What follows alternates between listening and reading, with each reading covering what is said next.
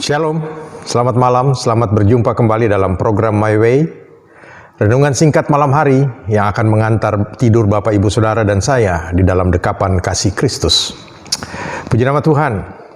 Malam hari ini kita akan merenungkan sebagian firman Tuhan yang judulnya adalah disiplin rohani. Kalau kita berbicara tentang kedisiplinan atau disiplin di dalam kehidupan manusia, itu adalah hal yang mutlak. Kenapa begitu Bapak Ibu Saudara? Karena kita melihat sejak kita masih kecil manusia, kedisiplinan atau disiplin di dalam hidup itu adalah sangat penting. Kalau kita tidak mempunyai kedisiplinan di dalam hidup kita, kita tidak pernah hidup dengan disiplin.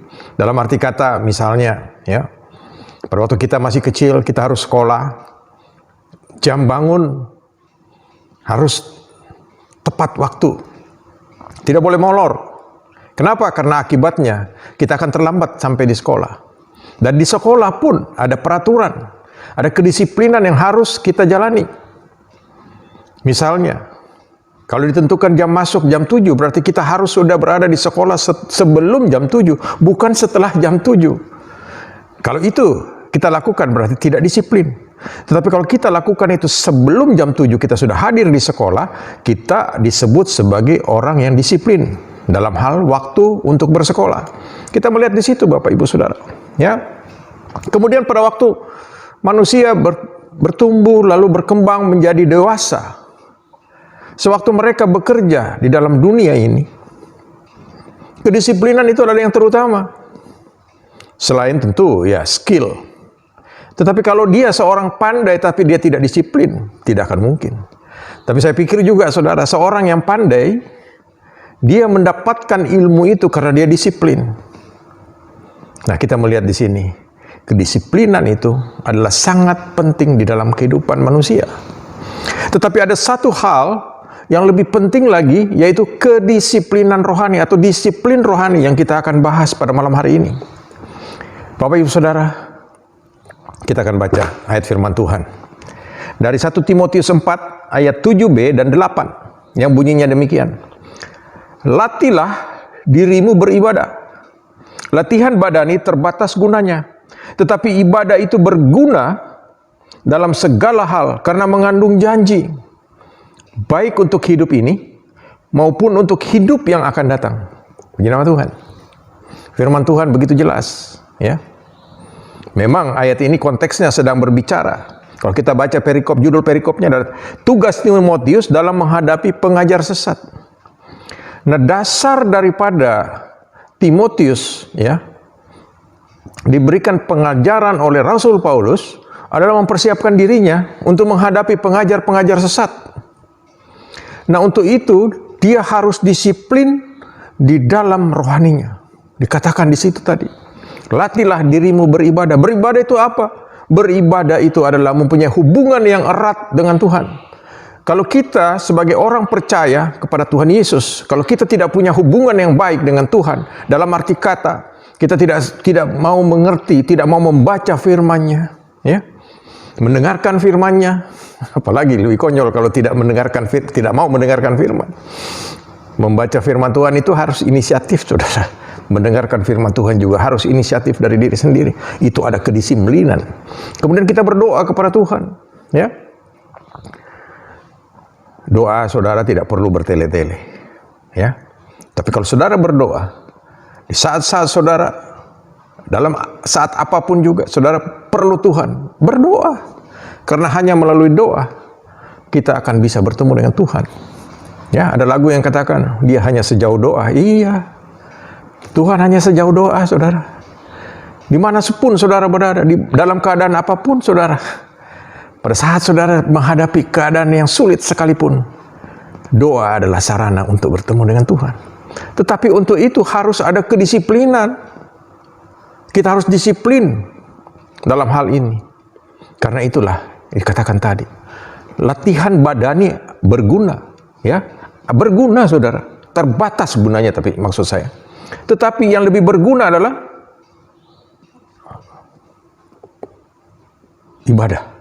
Kenapa? Karena ibadah berguna untuk kehidupan ini, dan kehidupan yang akan datang.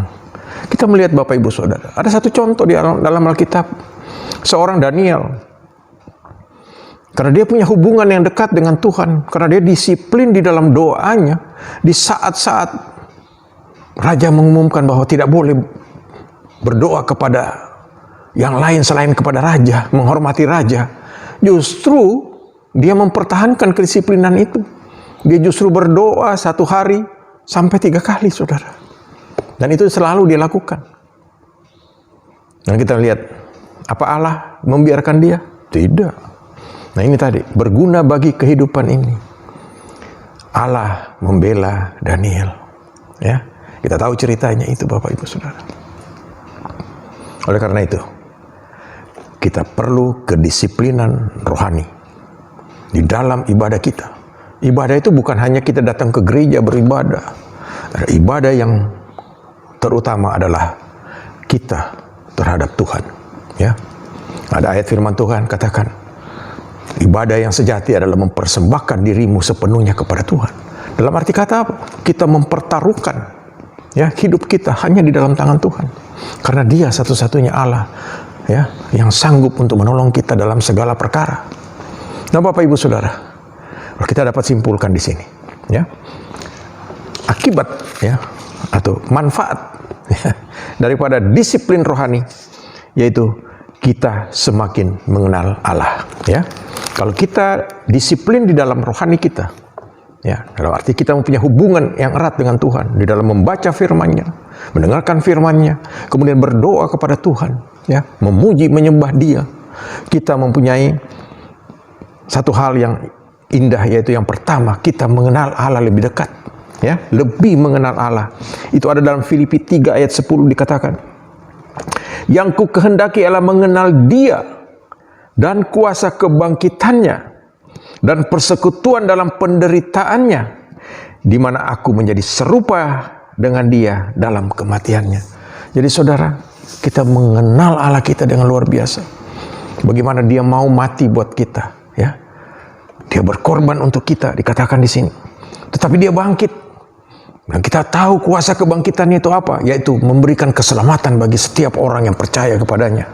Oleh karena itu Bapak Ibu Saudara, ya, kita mempunyai manfaat di dalam disiplin rohani. Yang pertama adalah kita semakin mengenal Allah kita di dalam segala hal Dia, ya, dalam penderitaannya, di dalam kematiannya, bahkan kebangkitannya dan kehidupannya yang akan datang. Itu yang kita menjadi satu impian. Kita baca tadi, ya, bukan hanya hidup ini, tapi hidup yang akan datang. Yang kedua, kita akan yakin akan penyertaan Tuhan di dalam kehidupan kita.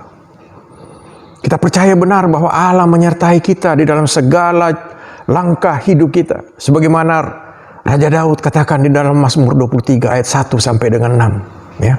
Ayat 1 dikatakan, ya, luar biasa saudara. Ini yang menjadi satu impian bagi setiap orang percaya. Ya. Saudara, ini ayat yang sangat-sangat menguatkan setiap orang percaya. Ya. Kenapa? Di situ adalah ungkapan hati daripada Raja Daud. Dia katakan bahwa Tuhan adalah gembalaku, takkan kekurangan aku. Ya, Ia membaringkan aku di padang yang berumput hijau dan seterusnya, saudara. Ya, membimbing aku ke air yang tenang, menyegarkan jiwaku dan seterusnya. Ya, bahkan di ayat yang ke-6 luar biasa, saudara. Ini yang dikatakan firman Tuhan tadi. Kalau kita mempunyai kedisiplinan rohani, kita rajin beribadah kepada Tuhan, kita akan menikmati di saat kita hidup di sini. Dikatakan di sini, kebajikan dan kemurahan belaka akan mengikuti aku seumur hidupku. Dan kita melihat untuk yang akan datang. Dan aku akan diam dalam rumah Tuhan sepanjang masa. Puji nama Tuhan, Bapak Ibu Saudara. Kita bersyukur karena, ya, firman Tuhan mengingatkan kita pada malam hari ini untuk kita disiplin di dalam hal rohani kita. Disiplin di dalam kita mengenal Tuhan lebih dalam, ya. Dan kita kalau tahu hasil daripada disiplin itu tadi kita baca, semakin mengenal Allah, kita yakin bagaimana Tuhan menyertai kita sepanjang hidup kita, ya. Dan di dalam Yang ketiga, menikmati kasih Allah. Kita akan betul-betul menikmati kasih Allah di dalam kehidupan kita. Dalam Mazmur 34 ayat 9 dan 10. Ini ayat yang kita juga sudah kenal sekali, Tuhan. Kecaplah dan lihatlah betapa baiknya Tuhan itu. Berbahagialah orang yang berlindung padanya. Ya.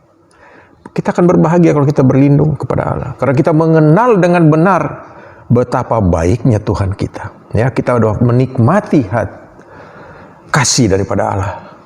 Karena itu, ayat 10 katakan, takutlah akan Tuhan, hai orang-orang yang kudus, sebab tidak berkekurangan orang yang takut akan Dia. Inilah jaminannya. Ya. Nah, Bapak Ibu Saudara, kita bersyukur malam hari ini. Sebelum kita tidur, kita merenungkan bersama-sama bagaimana kita harus mempunyai disiplin rohani, ya, secara pribadi di hadapan Tuhan, masing-masing daripada kita. Dan saya percaya Bapak Ibu Saudara sekalian akan diberkati, baik di bumi ini, terlebih lagi pada saat kita akan bersama-sama dengan Tuhan Yesus di sorga nanti. Tuhan Yesus memberkati. Selamat malam, selamat tidur. Amin.